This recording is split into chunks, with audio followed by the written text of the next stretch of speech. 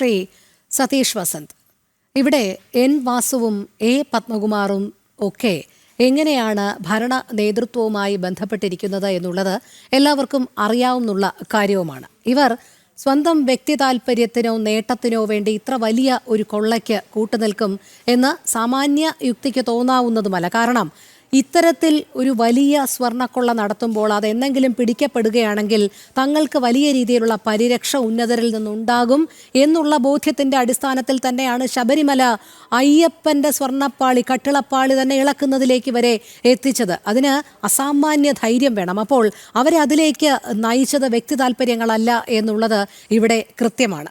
അതുമാത്രമല്ല, ഈ ഉന്നതർ ആര് എന്നുള്ളത് ഇപ്പോഴും അവ്യക്തമായി തന്നെ നിലനിൽക്കുന്നുണ്ട്. എനിക്ക് ദൈവതുല്യരായ ചിലരുണ്ട്, അവരെ ഞാൻ വിശ്വസിച്ചു എന്നൊക്കെ പറയുമ്പോഴും അതാരാണ് എന്നുള്ളതിലേക്ക് ഇതുവരെ പത്മകുമാർ എത്തിയിട്ടില്ല. പത്മകുമാറിനെതിരെ ഒരക്ഷരം പോലും ഉരിയാടാൻ ഇതുവരെ CPM നേതൃത്വം തയ്യാറായിട്ടുമില്ല. അതായത് ഒരു ഭാഗത്ത് ഭയമുണ്ട്, മറ്റേ ഭാഗത്ത് ആത്മവിശ്വാസമുണ്ട് എന്ന് തന്നെയല്ലേ കരുതേണ്ടിയിരിക്കുന്നത്? രോഹിണി പറയുന്നത് ഒരു വാസ്തവ വിരുദ്ധമായ കാര്യമാണ്. കാര്യം വേറൊന്നുമല്ല, ഈ പത്മകുമാർ അല്ലെങ്കിൽ ശ്രീ വാസു അദ്ദേഹം ചെയ്തിട്ടുള്ള തെറ്റുകളെല്ലാം പാർട്ടി എന്തിനാണ്? പാർട്ടി ഒരു സ്ഥാപനം നോക്കാൻ വേണ്ടി കൊടുത്തു, അതായത് ദേവസ്വം ബോർഡിനെ നോക്കി കൊടുത്തു. അവർ ചെയ്ത തെറ്റിന് പാർട്ടിയോ അല്ലെങ്കിൽ പാർട്ടിയുടെ നേതാക്കന്മാരോ എന്തിനാ കുറ്റം പറയുന്നത്? നോക്കൂ, ആര് തെറ്റ് ചെയ്താലും അത് ശിക്ഷിക്കപ്പെടണം. ആരെങ്കിലും ഇവിടെ പറഞ്ഞു CPM അതുപോലെ ഇടതുപക്ഷ സർക്കാരോ വല്ലതും പറഞ്ഞിട്ടുണ്ടോ? ഈ അന്വേഷണം വഴിമുട്ടിക്കാൻ വേണ്ടി എന്തെങ്കിലും പറഞ്ഞിട്ടുണ്ടോ? BJPയുടെ വക്താവ് പറയുന്നതായിട്ടു ഇത് കേന്ദ്ര ഏജൻസി വരണം. നേരത്തെ കേന്ദ്ര ഏജൻസി വന്നപ്പോഴൊക്കെ എന്തായി ബഹുമാനപ്പെട്ട പ്രിൻ്റു? ഒന്ന് ആലോചിച്ച് നോക്കൂ. വാസ്തവ വിരുദ്ധമായ കാര്യങ്ങൾ പറയല്ലേ, ജനങ്ങളെ തെറ്റിദ്ധരിപ്പിക്കുന്ന കാര്യം എന്ന് വെച്ചാൽ, ഇപ്പോൾ ഒരു ഹൈക്കോടതി ബെഞ്ച് ദേവസ്വം ബോർഡിൻ്റെ ഹൈക്കോടതി ബെഞ്ചാണ്. ആ ഹൈക്കോടതി ബെഞ്ചാണ് SITയെ രൂപീകരിച്ചത്, സ്പെഷ്യൽ ഇൻവെസ്റ്റിഗേഷൻ ടീമിനെ. അത് പ്രഗത്ഭരായ പോലീസ് ഉദ്യോഗസ്ഥന്മാരാണ്. SIT ആണ് നിയോഗിച്ചത്. ആ നിയോഗിച്ച കാര്യങ്ങളിൽ അവർ അന്വേഷണം മുന്നോട്ട് പോയിക്കൊണ്ടിരിക്കുകയാണ്. ഈ ഇലക്ഷൻ കഴിഞ്ഞാൽ ഇത് മാറുമെന്ന് വെച്ചാൽ എങ്ങനെ മാറുമെന്നാണ് നിങ്ങൾ പറയുന്നത്?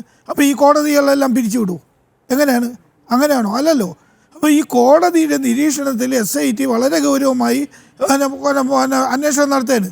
നിങ്ങൾ പറയും പോലെ ഇൻ്റർനാഷണൽ ബന്ധമുണ്ടെങ്കിൽ അത് അന്വേഷിക്കുന്നതേ.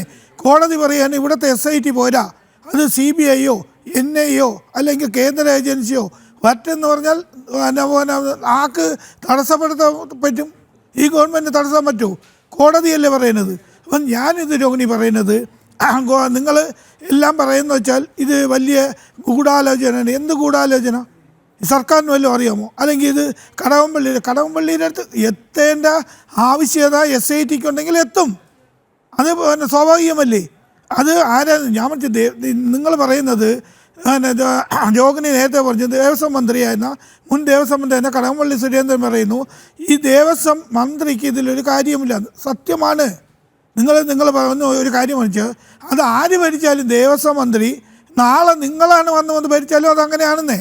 അതിനാണ് ദേവസ്വം ബോർഡ് പ്രസിഡന്റിനെ കൊടുക്കുന്നത്. അത് എന്തുകൊണ്ടാണ്? ഒരു കവിനൻ്റ് നിയമമുണ്ട്. ആ കവിനൻ്റ് നിയമം അനുസരിച്ച് ക്ഷേത്രങ്ങളെല്ലാം ഇതാണ് ഏത് ക്ഷേത്രങ്ങളെ പരിപാലിക്കാൻ വേണ്ടിയാണ് ദേവസ്വം ബോർഡിനെ വെച്ചിട്ടുള്ളത്. അതിനൊരു ഗാർഡിയനായിട്ടാണ്. ആ ഗാർഡിയനാണ് ദേവസ്വം ബോർഡിൻ്റെ. ഈ നമ്മളെ കേരളത്തിലെ 5 ദേവസ്വം ബോർഡും അങ്ങനെയാണ്. നിങ്ങളെന്താ മനസ്സിലാക്കണം. അപ്പോൾ അതിന് ദേവസ്വം മന്ത്രിക്ക് എന്താണ്? ദേവസ്വം മന്ത്രിയുടെ റോൾ എന്ന് വെച്ചാൽ അതിൻ്റെ ഇൻഫ്രാസ്ട്രക്ചർ, ബാക്കിയുള്ള കാര്യങ്ങൾ എന്തെങ്കിലും സപ്പോർട്ട് ഉണ്ടെങ്കിൽ കൊടുക്കുക. അല്ലെങ്കിൽ വേറൊരു കാര്യം അദ്ദേഹത്തിനില്ല, അവിടെ ചെയ്യാനും പറ്റില്ല. അതിൻ്റെ ഉദാഹരണങ്ങളാണ് ബഹുമാനപ്പെട്ട നേരത്തെ ഇരുന്ന ദേവസ്വം തിരുവിതാംകൂർ പ്രസിഡൻ്റ് ഉണ്ടായിരുന്നല്ലോ, പ്രയാർ ഗോപാലകൃഷ്ണൻ. ദേവസ്വം മന്ത്രി പറഞ്ഞ കാര്യങ്ങളൊന്നും ചെയ്യാൻ പറ്റില്ല. ഇത് ദേവസ്വം ബോർഡിൻ്റെ കാര്യമാണ്. കാര്യം അങ്ങനെ ചെയ്യേണ്ട ആവശ്യമില്ല. അത് നിങ്ങൾ മനസ്സിലാക്കണം. പിന്നെ അതുപോലെ തന്നെ ബഹുമാനപ്പെട്ട ഹരിദാസ് അദ്ദേഹം പറഞ്ഞു, ഞാൻ ഈ കണക്കുകൾ ഇപ്പോൾ ഒരു 40 ലക്ഷം രൂപ മാത്രമാണ് ശബരിമലയിലെ ഫിക്സഡ് ബസ് ഉള്ളതെന്ന്. ആണ് സാറേ, അത് എന്തുകൊണ്ടാണ് കാര്യം? കാലാകാലങ്ങളിൽ അവിടെ നിന്ന് കിട്ടുന്ന പൈസ എടുത്ത് മാത്രമാണ് ദേവസ്വം ബോർഡിൻ്റെ ശമ്പളങ്ങൾ, ബാക്കിയുള്ള ക്ഷേത്രങ്ങളിലെ നിത്യ ചെലവുകളും അതുപോലെ തന്നെ ശമ്പളം, അതുപോലെ പെൻഷൻ പറ്റിയവർക്ക് പെൻഷൻ കൊടുക്കണമല്ലോ. ദേവസ്വം ബോർഡിൻ്റെ മെമ്പർമാർക്ക് അല്ലെങ്കിൽ ജീവനക്കാർക്ക് പെൻഷൻ കൊടുക്കണം, അവരൊക്കെ കൊടുക്കുന്നത് അതാണെന്നേ. നിങ്ങൾ അത് രണ്ടും നിങ്ങൾ ക്ലബ് ചെയ്യല്ലേ. ഗുരുവായൂർ ദേവസ്വം ബോർഡ് ഇതുമായിട്ട് നിങ്ങൾ ക്ലബ് ചെയ്യല്ലേ. ഇതെന്ന് വെച്ചാൽ ഒരു സീസണൽ ക്ഷേത്രമാണ്. 41 ദിവസത്തെ അല്ലെങ്കിൽ 60 ദിവസത്തെ ക്ഷേത്രത്തിനുള്ള വരുമാനമാണ് ഒരു വർഷം കൊണ്ട് പോകുന്നത്. അപ്പോൾ ഈ രണ്ട് ക്ഷേത്രങ്ങളായിട്ട് ക്ലബ് ചെയ്യല്ലത്. പിന്നെ അതുപോലെ തന്നെ 150 കോടി രൂപ സംസ്ഥാന സർക്കാർ ദേവസ്വം ബോർഡിന് കൊടുത്തിട്ടുണ്ടെന്ന് ഹരിദാസ് സാർ പറയുന്നു. ആണ് അത് എപ്പോഴാണ്? അത് കോവിഡ് സമയത്ത് ക്ഷേത്രങ്ങളുമെല്ലാം പൂട്ടിക്കിടന്നപ്പോഴത്തേക്ക് വരുമാനമില്ല. ആ വരുമാനം ഇല്ലാത്തപ്പോൾ ക്ഷേത്രങ്ങളിലെ കാര്യങ്ങൾ നോക്കാനും ക്ഷേത്ര ജീവനക്കാരുടെ ശമ്പളം കൊടുക്കാനും അവിടുത്തെ പെൻഷൻ കൊടുക്കാനുമാണ് ഈ സർക്കാർ ദേവസ്വം ബോർഡിന് കൊടുത്തിട്ടുള്ളത്. അതാണ് അതിനെ സംബന്ധിച്ച് എനിക്ക് പറയാനുള്ളത്. ഞാൻ രോഹിണി ഒരു കാര്യം പറഞ്ഞത്, ഈ ഈ അയ്യപ്പൻ്റെ സ്വർണ്ണം എടുത്തുകൊണ്ട് പോയ ആരായിരുന്നാലും അത് പിടിക്കപ്പെടണം.